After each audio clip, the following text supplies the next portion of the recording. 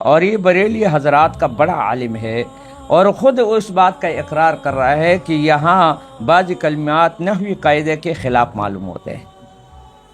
آج تک نہ اس نے توبہ کیا ہے اور نہ اس کے توبے کا ذکر کسی نے کیا ہے۔ وَلَمْ يُصِرُّوا عَلَى مَا فَعَلُوا وَهُمْ يَعْلَمُونَ۔ میرے عزتمند بھائیوں اور دوستوں اور بزرگوں، آج میں آپ کے سامنے اس پاکستان کے ایک بڑے عالم مفتی طارق مسعود مدد اللہ العالی کے بارے میں کچھ گزارشات مناسب حال سمجھتا ہوں کہ پچھلے دنوں سے یہ بات چل آ رہی ہے میڈیا پر کہ اس نے گستاخی کی۔ پھر اس کا کلپ میں نے بذات خود سنا، اور وہ کلپ میں وہ خود بتا رہے ہیں کہ مجھ سے جو غلطی ہوئی ہے، میں عوام سے، علماء سے، اہل ذکر سے، اہل صلاحات سے یعنی معافی مانگتا ہوں۔ قرآن کا بھی یہی حکم ہے، وَلَمْ يُصِرُّوا عَلَى مَا فَعَلُوا وَهُمْ يَعْلَمُونَ۔ اصرار نہ کرے اپنے فعل پر۔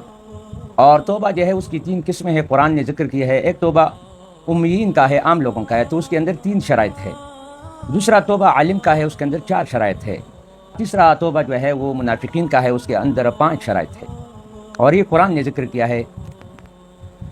پہلا توبہ عام لوگوں کا ہے، مطلب یہ ہے کہ جو کام کرے اس سے توبہ کرے اور کام پر پشیمان ہو جائے، آئندہ عزم کرے کہ میں اس طرح نہیں کروں۔ اور عالم کے لیے ایک شرط زیادہ ہے، یعنی وہ بیان کرے، اسٹیٹ پر بیان کرے۔ اگر وہ اسٹیٹ پر اس نے کہا ہو، اگر تصنیف کی صورت میں کہا ہو تو وہ تصنیف پر بیان کرے، اور اسی طرح اگر میڈیا پر کہا ہو تو میڈیا پر بیان کرے۔ تو یہ بات تو ہم نے اس سے سنی ہے اور اس نے میڈیا پر اعلان بھی کر دیا۔ اگر یہی صورتحال ہے میرے دوستو، تو میرے پاس یہ تفسیر ہے مقدمہ تفسیر نعیمی کا، جو 20 نمبر صفحہ پر وہ لکھتے ہیں کہ وہ خود کہتے ہیں کہ بئس الاسم الفسوق کو لکھنے میں الاسم آتا ہے، جیسے کلمات نحویہ میں الاسم آتا ہے۔ علماء فرماتے ہیں کہ قرآن پاک کو عربی خط میں لکھا جائے اور اردو خط یا نستعلیق میں نہ لکھا جائے۔ بعض کلمات نحوی قاعدے کے خلاف معلوم ہوتے ہیں، لیکن وہ پڑھے ویسے ہی جاتے ہیں جیسے کہ ثابت ہو چکے ہیں، مثلا علیہ اللہ ما انسانیہ لنصفعن وغیرہ۔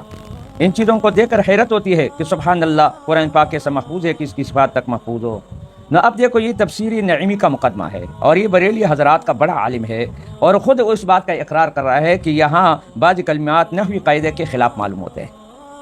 آج تک نہ اس نے توبہ کیا ہے اور نہ اس کے توبے کا ذکر کسی نے کیا ہے۔ صحیح ہے کہ نہیں؟ وہ مولانا طارق مسعود صاحب نے تو خود توبہ کیا ہے اور اعلان کیا، اعلان بھی کیا ہے۔ تو لہٰذا حدیث میں آتے ہیں، رسول اللہ صلی اللہ علیہ وسلم فرماتے ہیں، کلکم خطاؤن، تم میں سے سارے خطا کار ہیں، اور بہترین خطا کار وہ ہے جو توبہ کرے۔ اب جب اس نے توبہ کیا، اس کے خلاف الزام لگانا اور ادھر ادھر کی باتیں کرنا، یہ خلاف شرع ہے، اور یہ اسلام کے اندر اس کی اجازت نہیں ہے، کیونکہ اس نے برملا توبہ کیا، اور اصل میں یہ الفاظ کی سلیکشن سے اس کے اندر غلطی ہو گئی۔ کبھی کبھی اس طرح سبقت لسانی بھی ہو جاتی ہے، لیکن چلو سبقت لسانی نہیں ہے، کیونکہ اس نے خود کہا ہے کہ میں اس بات کا اقرار بھی کرتا ہوں اور توبہ کرتا ہوں، لہذا توبہ کرنے کے بعد اس کو مورد الزام ٹھہرانا یعنی یہ عقل مندی نہیں ہے۔